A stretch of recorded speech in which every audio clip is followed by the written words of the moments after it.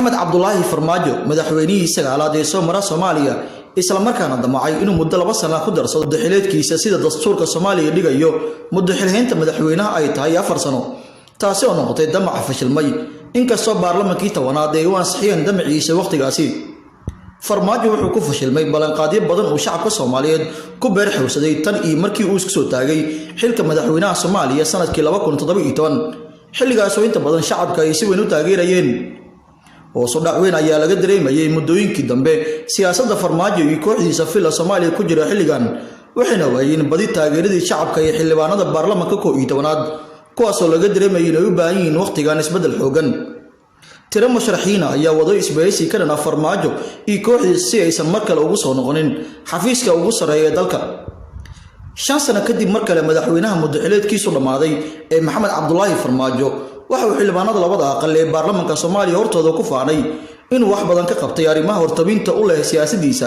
isla markaana uu doonayo inuu mar kale codkooda siiyaan si uu sii hogaamiyo fila Soomaaliya wuxuuna sheegay inuu la dagaalay musuqmaasuqa iyo xoojinta dawlad wanaagga Soomaaliya farmaajo ayaa si aad ugu hadlay wax qabadka dawladiisii ee 5 sano ee la soo dhaafay wuxuuna diiradda saaray ammaanka siyaasadda dhaqaalaha waxbarashada iyo dagaalka al-shabaab iyo xiriirka arrimaha dibadda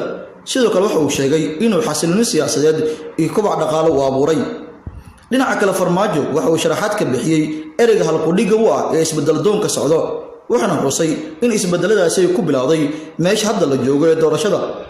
isbedelku waxa uu ku yimid waxa la yiraahdo isbedel doonka fadhiidka oo taariikhdeena ku suntan sidaad ogtihiin isbedel doonka socdo waxa uu ka bilowdaa waqtiyadan hadda oo aan joogno doorashada ayuu yiri madaxweynaha muddo xileedkiisu dhamaaday Maxamed Cabdullaahi Maxamed Farmaajo diirshe haddii mar kale dib loo doorto waxa uu balan qaaday inuu dalka gaarsiin doono doorasho qof iyo cod ah wuxuuna shaaciyay haddii qof kale loo doortana inuu taasi adkaan doonto